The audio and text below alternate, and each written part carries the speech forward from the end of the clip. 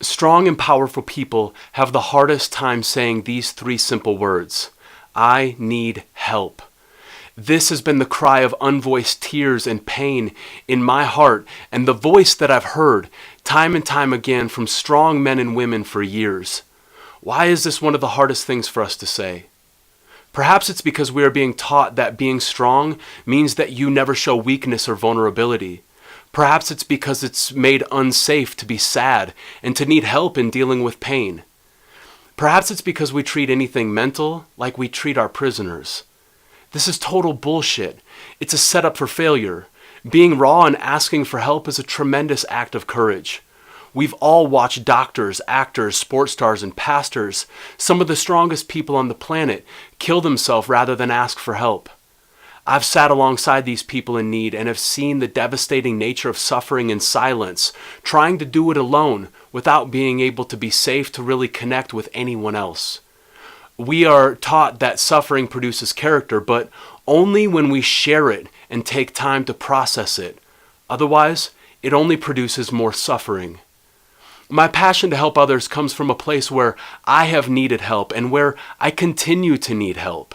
Several times in my life, I have needed help as I have suffered from mental breakdown and spiritual brokenness. And today, I continue to need help as life is a community exercise. None of us can thrive alone.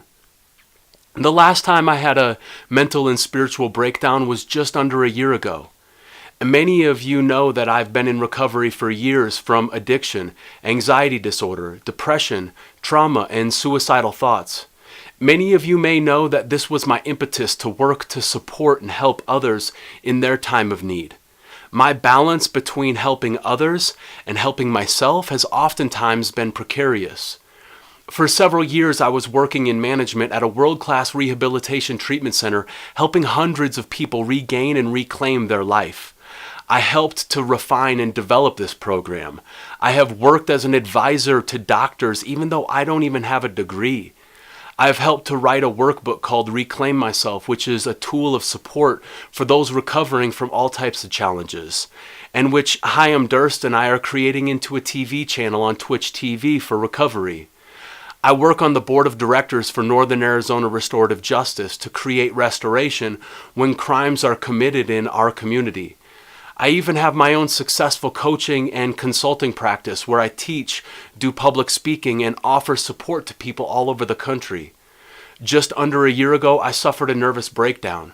My mind and body fell apart as I was no longer able to support people in the capacity that I was. I walked into the treatment center one day, a place where I love to work, and I broke down crying. I know today that this nervous breakdown was a result of overworking and compassion fatigue. I actually cared too much and tried to carry more than I could handle. This is one of the reasons that I'm so excited to work with Dr. Carissa and other partners we have with Mental Health Days.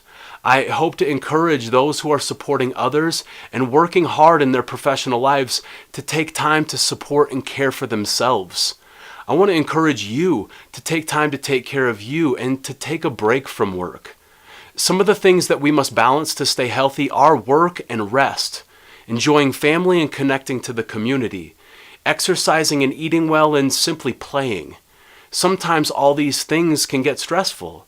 When I get stressed and anxious, my go-to move is to do more work.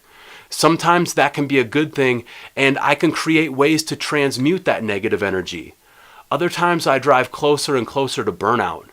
The irony is that I need to work to provide for my family, but sometimes that work steals my life from my family. I am once again in need of support. I need your help to provide safety and create open conversations for others like me who are unable to care for themselves in their time of need. I need you to share this important message so it reaches people who need to hear it. I'm looking for churches, community organizations, businesses, and any caring individuals to please consider creating safety for those who struggle mentally and spiritually. Healing is not sterile and clean. Healing is messy and dirty.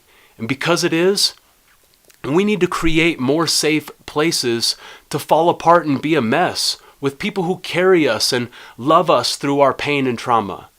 I believe that our power is made perfect in weakness.